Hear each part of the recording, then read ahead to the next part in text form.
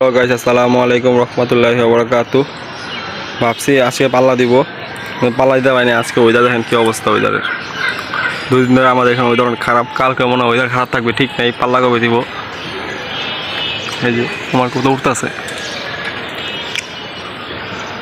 এই যে কবুতর উঠতেছে, কবুতর এই ফ্ল্যাগ লাগা রাখছি।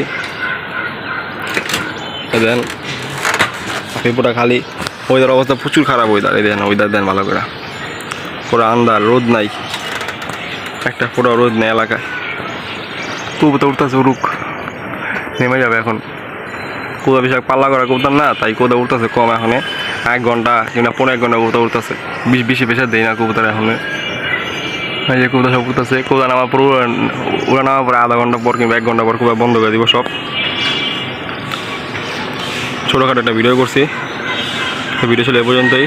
অবশ্যই ভালো লাইক, কমেন্ট, শেয়ার, সাবস্ক্রাইব করে দেবেন। আর মঙ্গলবারে দেখি পাল্লা দিতে পারি নাকি। ওয়েদার অনেক খারাপ আমাদের এখানে, ওয়েদার প্রচুর খারাপ ওয়েদার, তাই করে থাকতে পারতেছি না। তো এই ছিল ভিডিও। সবাইকে আসসালামু আলাইকুম রহমতুল্লাহি ওয়া বারাকাতুহু।